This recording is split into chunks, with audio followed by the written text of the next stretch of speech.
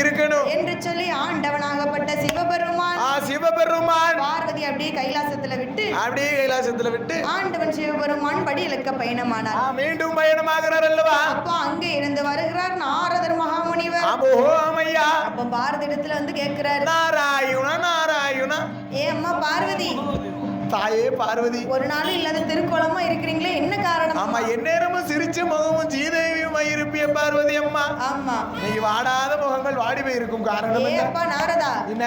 ஆண்டவனோ படி இலக்க போயிருக்காரு. சரி, அதனால இருக்கிறேன்ப்பா. அதனால இருக்கிறியா? ஆமா. சரி ஏம்மா நீங்களும் போக வேண்டியதானே? அப்படியா, மறந்துட்டேன். சரி.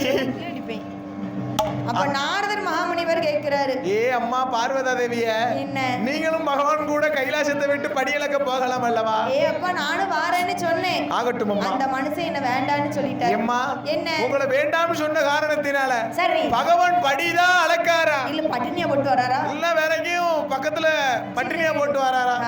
சின்ன வீடா? சரியா போச்சு என்று நாரதர் மகாமுனிவர் சந்தேகத்தை உண்டு பண்ணினார். ஆதிசக்தி பார்வதி பார்வதா தேவி ஆண்டவனாகப்பட்ட சிவபெருமானை பரிசோதித்து பார்க்க வேண்டும் என்று யாரை அழைக்கிறா பாருங்க. யாரையும் அழைக்கின்றார்? யாரும் ஐயா விஸ்வகர்மா. வார்த்தை ஒன்று சொல்ல எனக்கு காஞ்சிபுரம் கம்போ வெட்டி ஒரு கட்டை சிமிழ் உண்டு வண்டி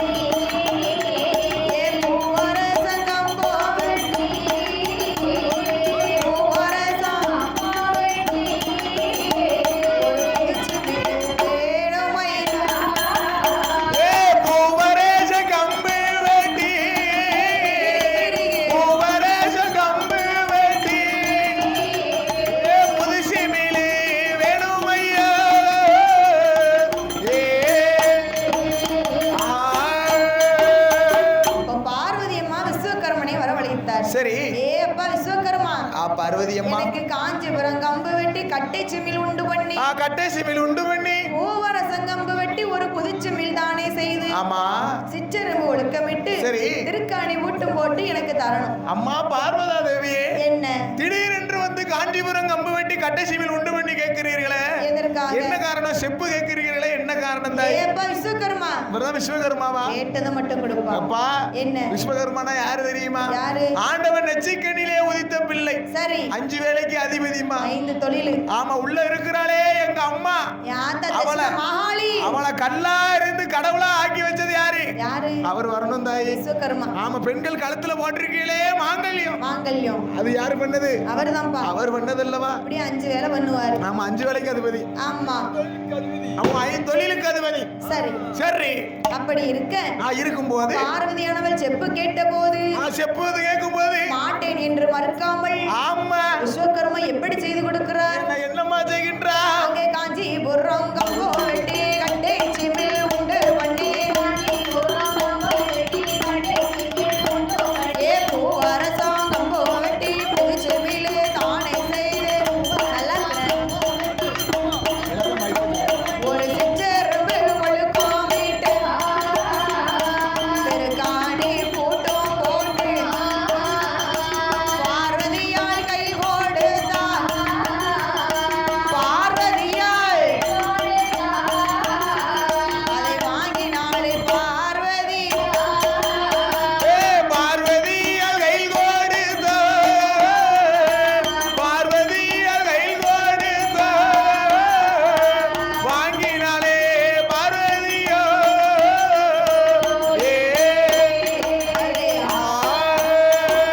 அப்ப பார்வதி கேட்டபடிக்கே விஸ்வகர்மன் என்ன செய்கிறார்? விஸ்வகர்மன் ஏது செய்கிறார்? காஞ்சிபுரம் கம்பு வெட்டி கட்டை சிமிழ் உண்டு பண்ணி, ஆமா, பூவரசம் கம்பு வெட்டி புது சிமிழோ உண்டு பண்ணி சிற்றெரும்பு ஒழுக்கமிட்டு திருக்காணி மூட்டும் போது திருக்காணி மூட்டுமிட்டு பார்வதி கையில கொடுத்தாச்சு. ஆமா, பார்வதா தேவி கையில் கொடுக்க பார்வதி அம்மா பாக்குறா. என்ன செய்கிறா? சிமிழுக்குள்ள ஒரு 2 உயிரினத்தை பிடிச்சு அடைப்போம். ஆமா ஆமையா. அந்த உயிருக்கு பகவான் படி இழக்காரா இல்ல பட்டினியா போடுறாரா? ஆமா, இதெல்லாம் என்ன காரணம் தெரியுமா? என்ன காரணம்? பகவான் மேல சந்தேகப்பட்டு. சந்தேகம்பா. ஆமா, பகவான் நம்மளை விட்டு தனியா போறாரு அல்லவா? ஆமா. அதனால இந்த பூலோக வாசிகளுக்கு படி இழக்காரா பட்டினியா போடுகிறாரா என்று சொல்லி வேண்டாண்டு வர சொல்லிட்டு போயிருக்காரு. ஆமா ஆமையா. அப்போ பரிசோதித்து பார்க்க வேண்டும் என்று. ஆமா, பரிசோதனை செய்து பார்க்க வேண்டும் என்று. ஆமா. 2 சிற்றெரும்பை பிடித்து அமடிக்கிறாள் தாய். சிற்றெரும்புப்பா. ஆமா ஆமா. சிற்றெரும்புல என்ன எறும்பு தெரியுமா? ஆமா, ஒரு ஆண் எறும்பு ஒன்று ஒரு பெண் எறும்பு ஒன்றையும் பிடித்து அடைக்கிறார். ஓ, எறும்புல கூட ஆண் எறும்பு பெண் எறும்பு இருக்கிறதா? ஆமா, மீசை வச்ச எறும்பு ஆண் எறும்பு. சரி. மீசை இல்லாத எறும்பு உங்களை போல பெண் எறும்பு. பெண் எறும்பு. ஆமா ஆமையா. அப்படி 2 சிற்றெரும்பை பிடித்து அடைத்திருக்கும் போது அடைத்திருக்கக்கூடிய வேளையில உண்டான சேலைக்குள்ள சிம்ல பிடித்து அடைத்து ஆமா ஆமையா அப்படி சொறி வச்சு. ஆமா, எக்களுக்குள்ள சொறி வச்சிருக்கிறா. ஆமா. காத்தடிச்சாலும் காத்து போகாத இடத்துல அப்படி 2 எறும்பு பிடிச்சு அடைச்சிருக்காப்பா. சரி. அப்படி அடைத்திருக்கும் போது அடைத்திருக்கக்கூடிய வேளையில பகவானும் படியிழந்த களைப்போடே பார கைலாசத்திற்கு வந்தார். ஆமோ ஆமையா. அந்த பகவானுக்கு ஒரு பாத பணிவிடைகள் செய்தாளா? கிடையாது போனார்னு சொன்னா சரி. அவர் போன திசை நோக்கி கால் நீட்ட மாட்டார். எப்போ? ஒரு 80 வருஷத்துக்கு முன்னால. ஆமா, இப்ப நேர இங்க இருந்து கடையத்தை பார்க்க போனாருன்னு சொன்னா கடையன் திசையை பார்த்து கால் நீட்ட மாட்டான். நேர சத்திரம் போனாருன்னு சொன்னா சத்திரம் திசையை பார்த்து கால் நீட்ட மாட்டான். திருநெல்வேலி போனாருன்னு சொன்னா திருநெல்வேலி திசையை பார்த்து கால் நீட்ட மாட்டா. பெண்ணா பிறந்தவா ஒரு 80 வருஷத்துக்கு முன்னால. ஆமா, இப்ப அப்படியாம இருக்கா?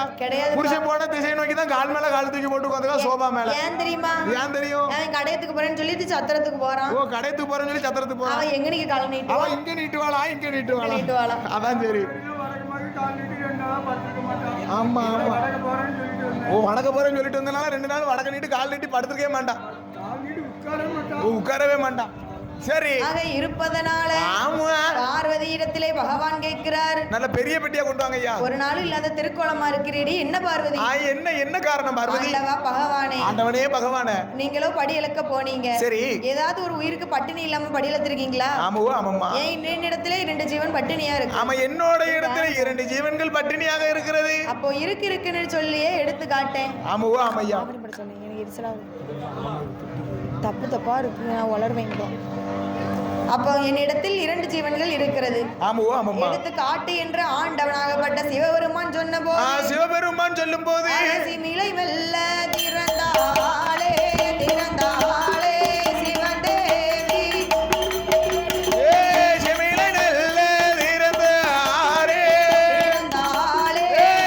தேவி பார்வதியாரே.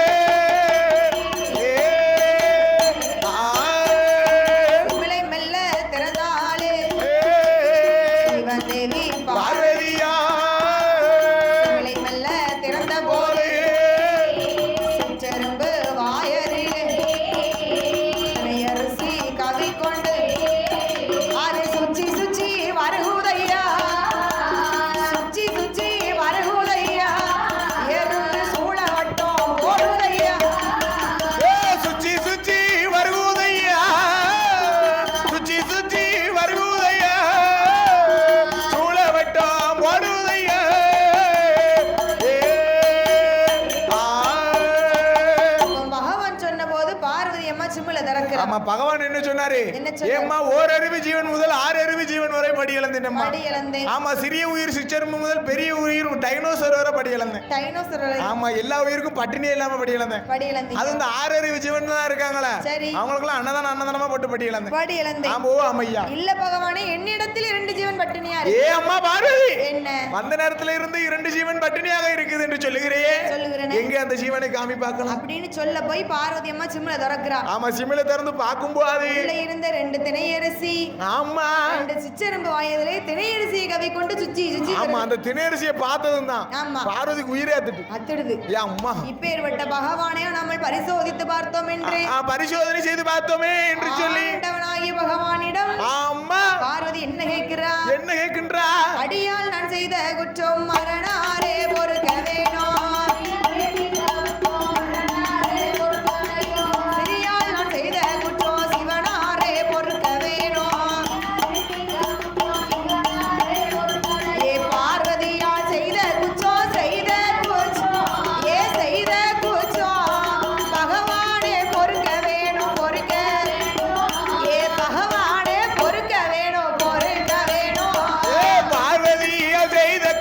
செய்த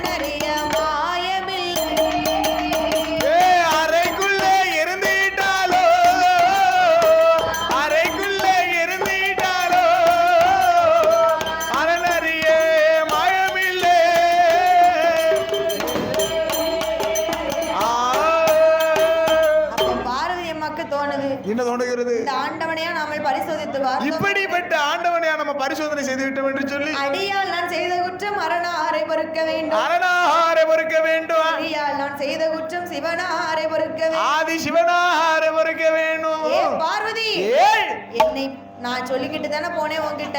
ஆமா, அப்படி இருந்து என்ன பரிசோதித்து பார்த்திருக்க. அதான் சொல்லியிருக்கான்.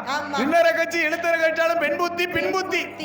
ஆமோ அமையா. செப்புக்குள் இருந்திட்டாலும் சிவனறிய மாயமில்லை. அறைக்குள்ள இருந்திட்டாலும் அரணறிய மாயமில்லை. பாதாளத்தில் இருந்திட்டாலும் இந்த பகவான் அறிய மாயமில்லை. ஆமோ. அதாவது என்னை பரிசோதித்து செய்த காரணத்தால் ஆமோ அமையா உனக்கு ஒரு தண்டனை. என்ன தண்டனை? பம்பை ஆற்றங்கரை இதிலே சென்று என்னை விருந்து 8 நாள் தவம் இரு என்று ஆண்டவனாகப்பட்ட சிவபெருமான் சொன்ன போது, சிவபெருமான் சொல்லும் போது ஆதிசக்தியான பார்வதா தேவியானவள் பம்பையாற்றங்கரை எதற்கு எப்படி வருகிறாள் தெரியுமா? எப்படி எப்படி அம்மா வருகின்றார்? கைலாசம் தான் கடந்து கருணை சங்கலி பாலம் விட்டாள். நெய் பாலம் நேருக்கெல்லாம் ஒரு சுனையா. 2 நாட்டு கடலும் விட்டு ஏக போக பட்டேனமா. ஓசராச நாடு விட்டு புகழ்வேறியல் பட்டேனமா. அந்த பம்பையாற்றங்கரையாதிலே ஏ பௌசுடனே ஏகிவாரா. பம்பையாற்றங்கரையேதிலே ஏ பௌசுடனே ஏகிவாரா.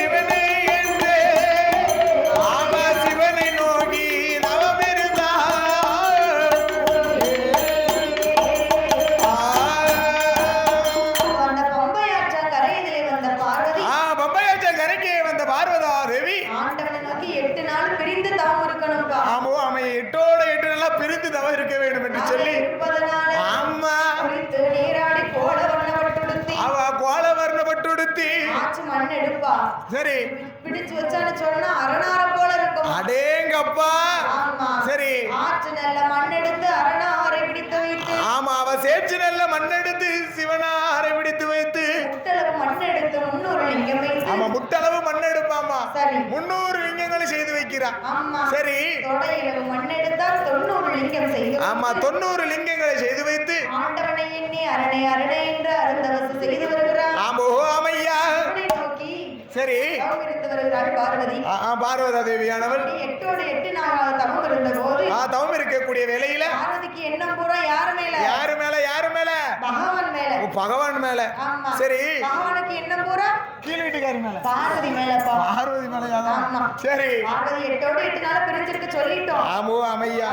என்ன செய்தாலோ என்று சொல்லி, என்ன செய்கிறாளோ எப்படி இருக்காளோ என்று சொல்லி ஆண்டவன் தான் சிவபெருமான்.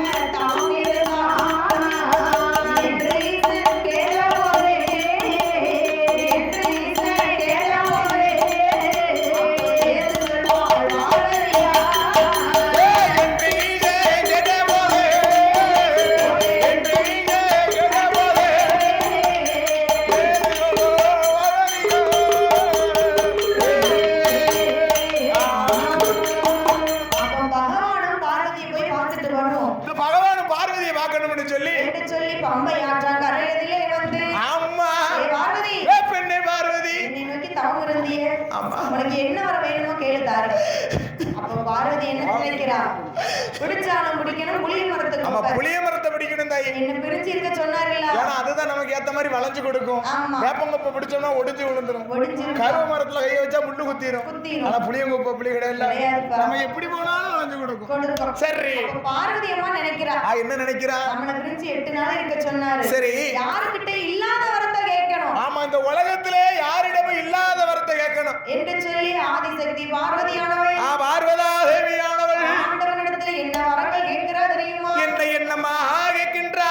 கணவன் இல்லா கை குழந்தை வரக்கண்டரே வேணும் ஐயா, கணவன் இல்லா கை குழந்தை வரக்கண்டரே வேணும் ஐயா, ஆண்ணில்லா ஆண் குழந்தை அடியனுக்கு வேணும் ஐயா, ஆண்ணில்லா கை குழந்தை அடியனே வேணும் ஐயா, புருஷனில்லா பிள்ளையாரே, புருஷனில்லா பிள்ளையாரே, புத்திரனே எனக்கு வேணும்.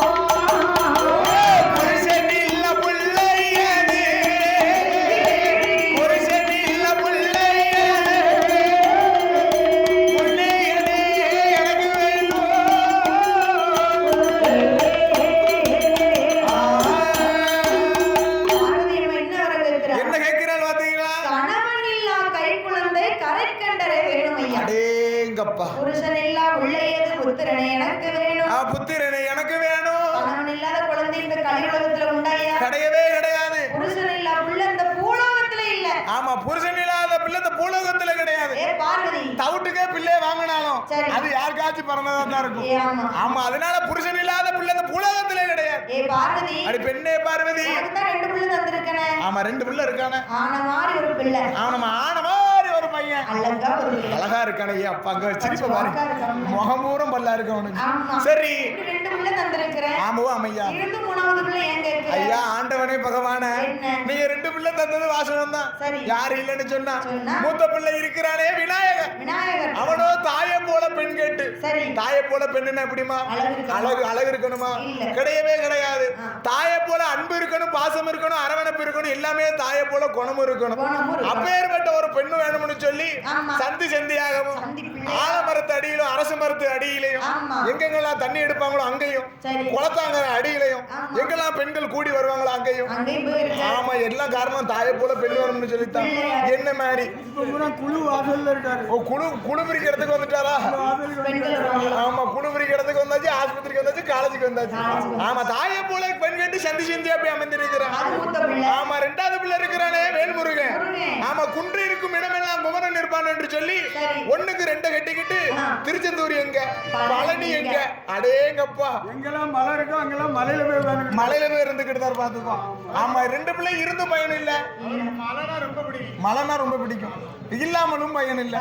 ஆகையால இருப்பதனால ஆமா, ஆண் குழந்தை அடியனுக்கு வேணும் பகவான், அடியனுக்கு வேணும் ஐயா. சரி பார்வதி, நான் உனக்கு பிள்ளை தாரேன்.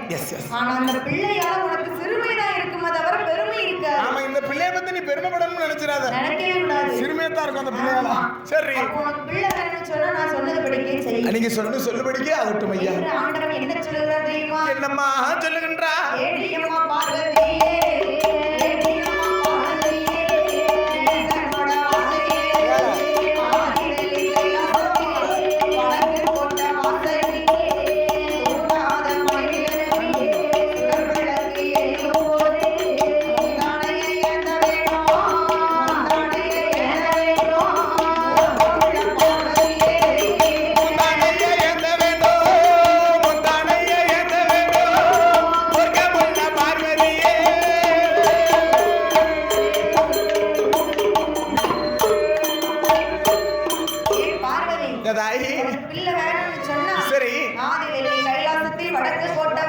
அந்த வடக்கு கோட்டை வாசலில 1000 கால் மண்டபம். ஆமா, 1000 கால் மண்டபம். அம்மா 32 தூண். ஆமா, 32. ஆமா, 32 நம்பர் தூண். சரி, தூண்டாத மணி விளக்கு சுடர் விளக்கு எரியும் அம்மா. சுடர் விளக்கு எரியும் அம்மா. அங்க போய் நில்லு. சரி, எப்படி செய்யணும்? என்ன செய்யணும்? குளித்து நீராடி. ஆமா, குளிக்க மறந்துடாத. மறக்க கூடாது. குளிக்க மறந்துடாதீங்க. சரிப்பா. ஆமா, குளித்து நீராடி தானமானங்களை செய்துவிட்டு ஈர துணியோடு. ஆமா, சொறுசொறுன்னு வடிஞ்சிட்டே இருக்கணும். ஈர துணியோடு போணும். ஈர துணியோடு இருக்கணும். சரி, 2 காலையும் மண்டி போட்டு முந்தானை ஏந்த வேணும். முந்தானை ஏந்தி நிக்கணும். கண்ண 2ஐயும் மூடணும். என்று சொல்லி ஆண்டவனாகப்பட்ட சிவபெருமான் சொன்னபோது சொல்லும் போது ஆதிசக்தியான பார்வதா தேவியானவள் அப்படி ஆயிரங்கால் மண்டபத்தில் அந்த ஆயிரங்கால் மண்டபத்தில் வடக்கு கோட்டை வாசலில் 32ஆம் தூணத்துல 2 காலையும் மண்டி போட்டு முந்தானை ஏந்தி நிற்கிறார். அப்ப ஆண்டவன் சிவபெருமான் சரி பார்வதிக்கு தெரியாமல் என்ன செய்கின்றான்? தூண்டாத மணி விளக்கை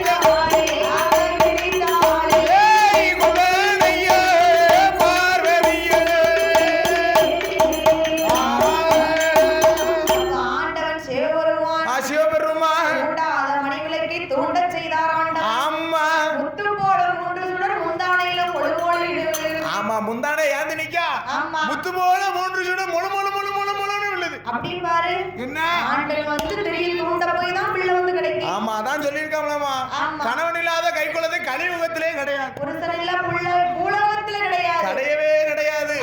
சரி அப்ப ஆண்டவன் வந்து திடீர் தூண்டும் போது போல 3 சுடர் மொள மொளன்னு விழுகிறது. மொள மொளன்னு விழுகிறது. அப்படி பூட்டி பிடித்தா முந்தானைய. அப்படி பிடி அப்பா. அப்படி கொண்டு வந்துட்டா. ஆமா பிள்ளை என்னதே 15 கிலோ இருக்கும்னு நினைக்கிறேன் தாயி. 15 கிலோ இருக்கும். 15 கிலோ 35 கிலோ விசாரம் நினைக்கிறேன் பிள்ளை. அம்மா வயிறு கிழிஞ்சு போயிடும். ஏம்மா பிள்ளை முங்காமல இருக்கான்டா.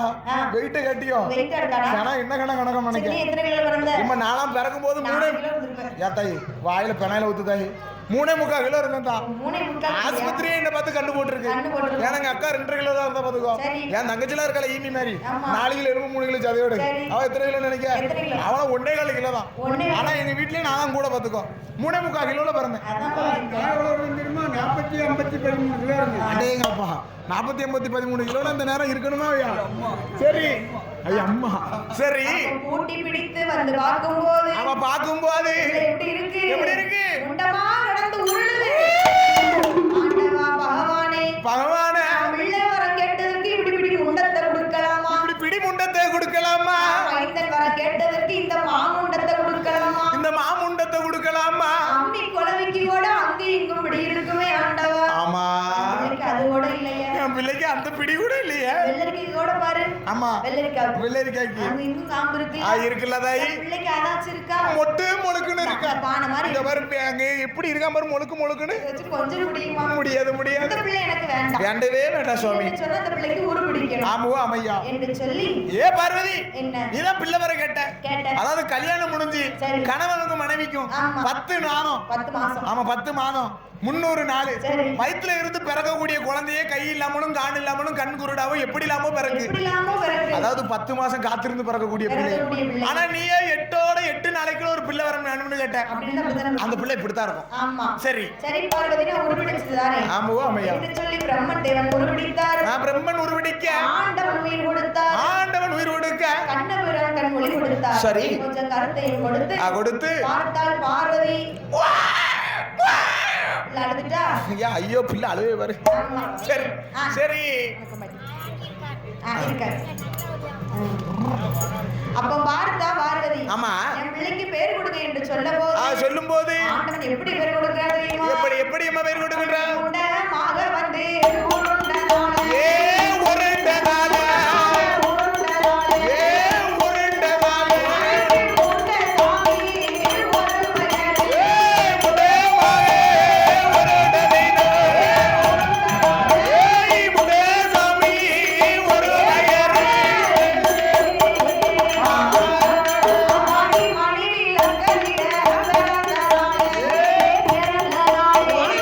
மாயா